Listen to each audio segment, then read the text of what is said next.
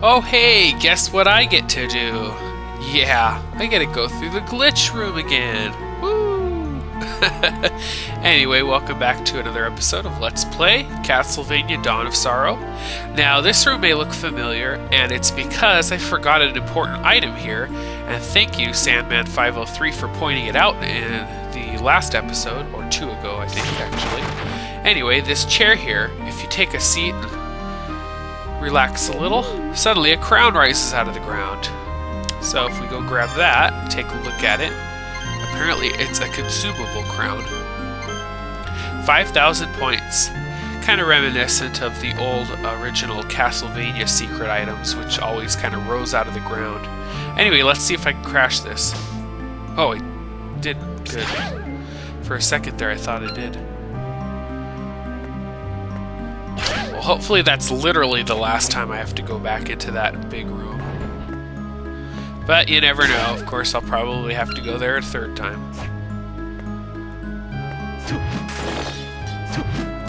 Anyway, we're just heading back towards the sliding puzzle room now, because we went down last time to the lower left corner of the puzzle, and in this episode we're going to head to the upper right, or no, upper left, sorry.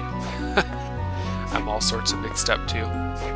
Yeah, upper left, which is room number 1. And we'll explore the upper floors this time.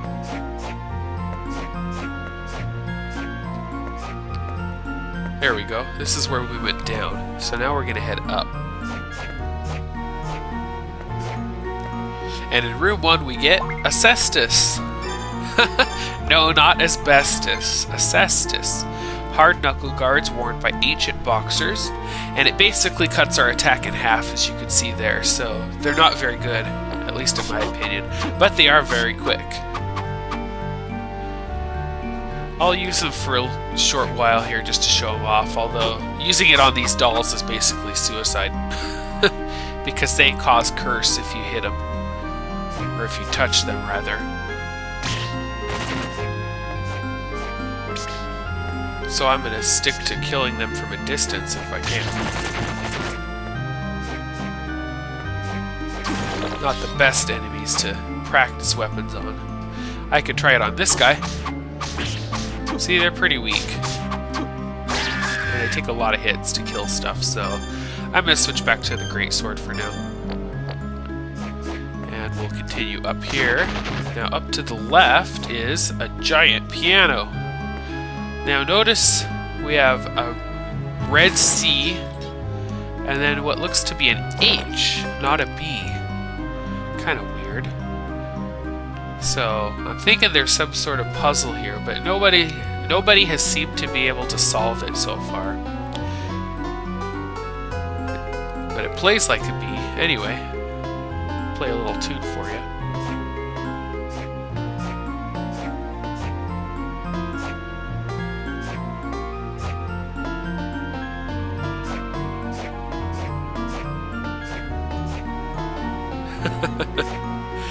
Little Mary had a little lamb. Anyway, this room has a little puzzle.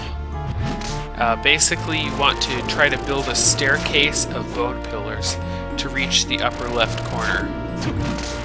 So your goal is to kill enough to make another stair on the case, but not too many. And not to get knocked between them, otherwise you have to start over, because you have to kill them all to get out. Now up here we have an ice block puzzle, and the goal is to go from the lower right corner to the upper left corner. So basically just create a diagonal path using the Buer soul in one of my more favorite mechanics in this game, which is the touch screen where you destroy these blocks. I think that's a pretty cool idea. Anyway, we get war fatigues up in the corner. And these are sturdy clothes made for military use. This one boosts attack by 2 points, strength by 3 points, but it lowers defense by 1 and intelligence by a whopping 8, it looks like. And since I use my souls a lot, I'm going to stick with the elfin robe. But you can go with melee and use war fatigues if you like to. Anyway, we just got UMA news Volume 2, Issue 4, which says a light apparently came from thunderbolts. Well, that sounds like the Raikuda soul, doesn't it? Well, that's a clue for another hidden soul like the Yeti that we'll get in a much later episode. So keep that one in mind, but don't worry about it right now. Anyway, if there was ever a good place to use the guillotiner soul, this would be it. You can rack up some decent EXP here if you're still low level. And this is obviously the best place in the game to farm the Bone Pillar soul, if you don't already have it.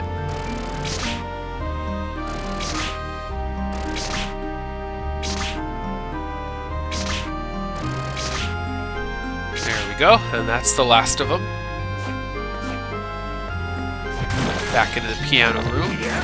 Yeah, if anyone happens to know an actual solution to this little piano that looks like it's a puzzle, let me know. I've seen the videos on YouTube of the fake solution. It doesn't actually do anything, it's just a hoax. So if you know an actual reason for it to be there aside from looks, let me know. Otherwise, I'll assume there's no point to it.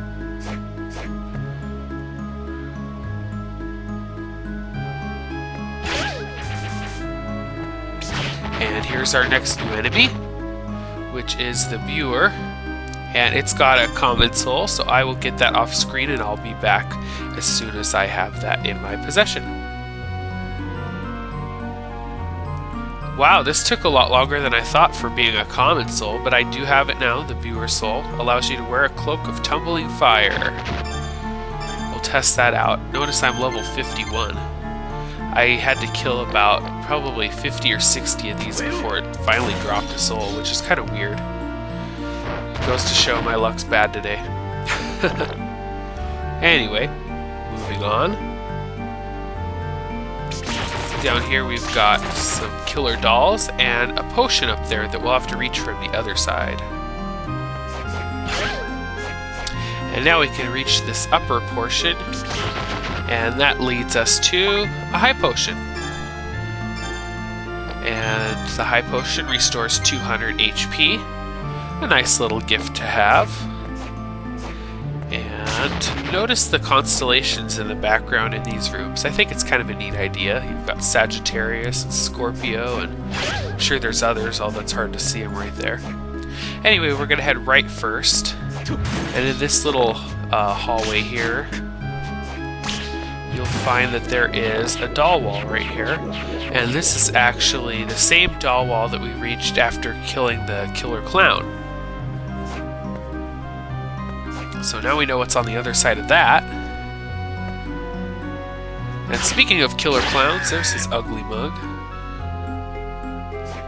Now off to the left here is a warp room. And then if we head up and to the left, we have a stairwell full of skellerangs. And more clowns. This seems to be the children's parlor or something. There's lots of carousel horses and toy blocks and stuff like that, so I'm assuming this is the children's wing. And another stairwell that loops back to the carousel room.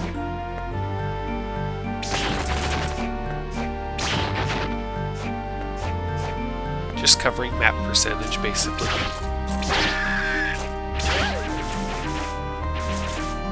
Get rid of that Buer. The annoying Quetzalcoatl, or however it's pronounced. That's how I pronounce it, so whatever. Of course, he's always in my way, and I can't seem to hit him for the life of me today. Come on. Please die. Thank you. Now off to the left here, if I can ever get over there, and we get a new magic seal number 3. So this should allow us to reach new areas and bosses, thankfully. Avoid all these enemies. Aha! Finally got him on my first try. That guy's so annoying. Anyway, off to the right is a room full of killer dolls. Don't touch them, otherwise you get cursed. And a UMA News, Volume 2, Issue 2. There have been many numerous sightings of the creature high in the sky. And that will come into play in a few episodes. Once we reach the clock tower, you'll see what I mean there. But yes, I am aware that it leads to another hidden soul. And a boss door over to the left, which we will enter on the next episode. But for now, we'll save the game, and I will call it an episode here. Thanks for watching, and stick around because we've got a fun boss coming up and some new areas in the future. Anyway, have a great day or evening, and we'll see you next time. Bye.